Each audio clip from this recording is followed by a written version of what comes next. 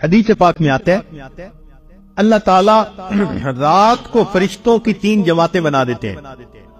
فرشتوں کی کتنی جماعتیں؟ 3 جماعتیں بنا دیتے ہیں.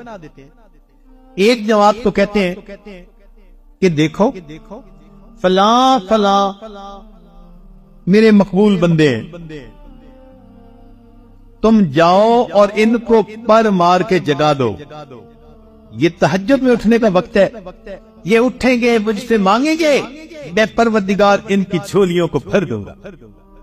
چنانچہ یہ لوگ سوئے ہوئے ہوتے ہیں، نہ گھڑی کا الارم نہ کوئی اور، اچانک ان کی آنکھ کھل جاتی ہے. یہ اللہ تعالیٰ کی طرف سے فرشتے اٹھا دیتے ہیں ان کو، اچانک آنکھ کھل جاتی ہے.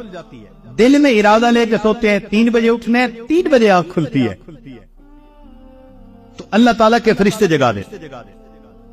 اور پھر دوسرے گروپ کو اللہ فرماتے ہیں کہ جاؤ فلاں فلاں فلاں میرے ناپسندیدہ بندے ہیں، میں انہیں پسند نہیں کرتا، تم جاؤ اور ان کو تھپکی دے کے سلا دو.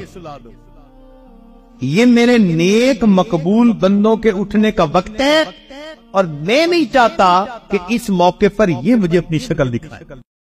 رات کے 1 بجے تک جاگتے رہیں گے، 2 بجے تک جاگتے رہیں گے، جب تہجد کا وقت شروع ہو جائے گا نیند آ جائے گی.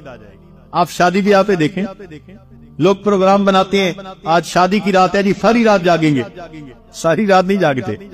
جب تہجد کا وقت شروع ہوتا ہے سارا مجمع ہو جاتا ہے، گھر کی عورتیں سو جاتی ہیں، مرد سو جاتی ہیں، مہمان بچے سب سوئے پڑے ہوتے ہیں. وہ سوئے نہیں ہوتے، ان کو سلا دیا جاتا.